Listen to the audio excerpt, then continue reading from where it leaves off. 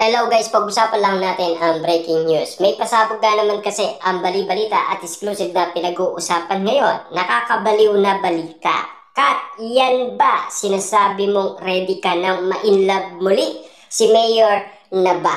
Yan kasi ang mga pinag-uusapan ngayon. Lalo-lalo na patindi ng patindi ang mga kaganapan sa buhay ni Catherine Bernardo. Siyempre, inaalam kasi ng mga tao kung katotohanan na ba ang sinasabi umano sa social media ng mga chismis at chika kay Catherine at Mayor Mark Alcala.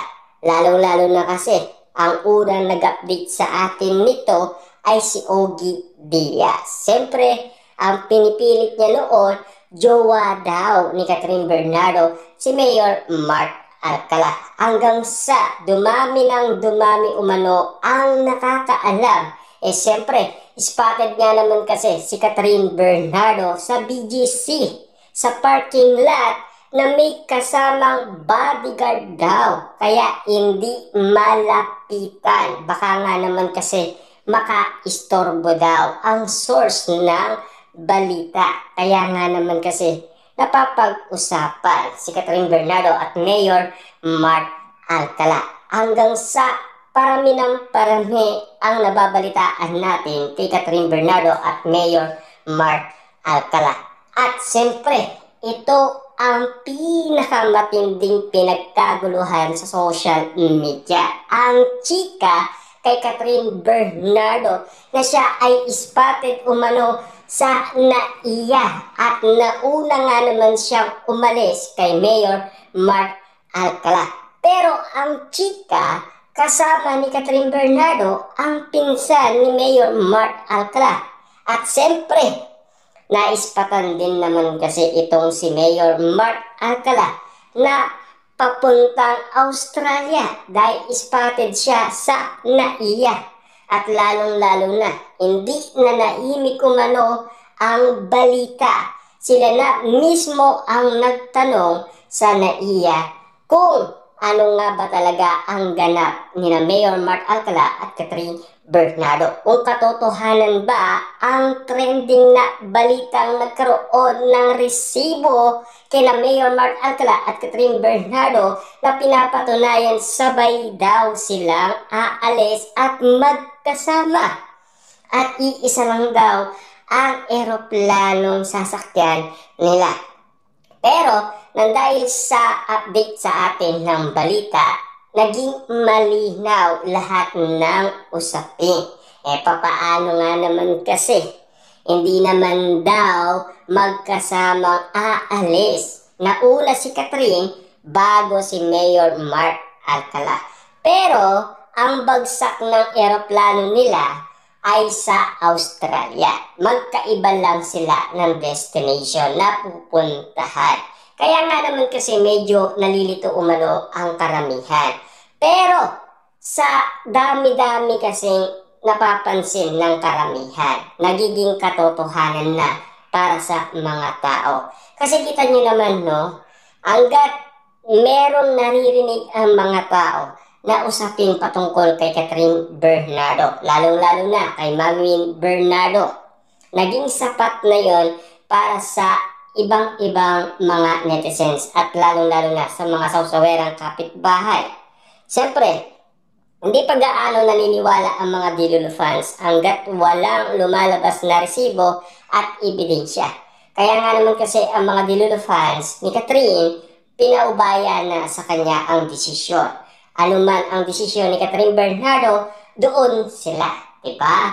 At lalong-lalo na kasi siyempre, ang lahat ng mga katanungan ngayon na gustong sagutin para bigyan linaw sana ni Catherine Bernardo at Mayor Mark Alcala kung may katotohanan man.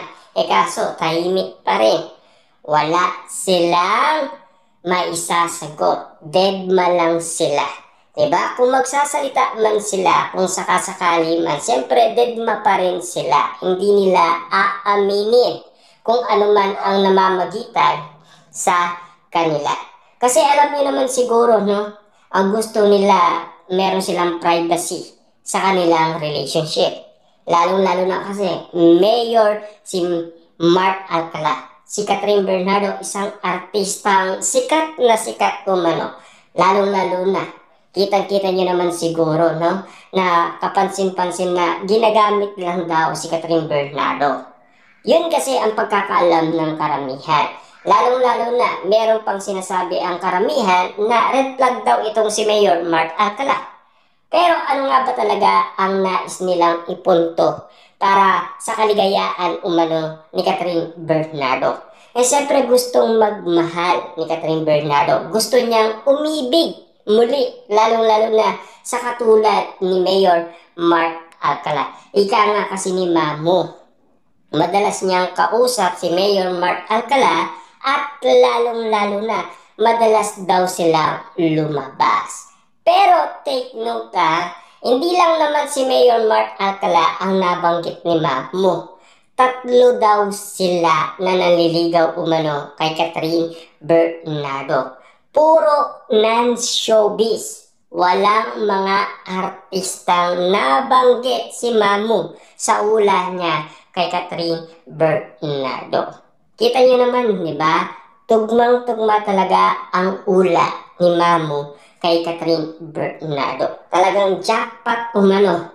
Talagang kitang-kita na tamang-tama talaga ang kanyang nabasa sa barahan ni Catherine Bernardo. Kaya nga naman, kapasin-pasin na parang nagiging katotohanan na sa mata ng mga tao. Lalo-lalo na kasi sa mga balita. Meron man resibo o wala, at least nakikita nyo naman siguro na lagi silang issue at intriga sa lahat ng social media kung bakit nga naman sila napapag-usapan. Siyempre, sa mga reaction kasi ni Mami Bernardo, doon nila napapansin umano kung bakit nga naman nagiging katotohanan para sa mga tao ang balita. Yan ang pinakamaalaga, lalong-lalo na kasi mas nagiging ebidensya siya dahil sa nakikita nila na ginagawa umano ni Mami Bernardo. Lalong-lalo na sa pagbabantay niya umano kay Mayor Mark Alcala at Catherine Bernardo. Yun pa lang sapat na para sa atin na marinig umano na parang katotohanan na ang balita.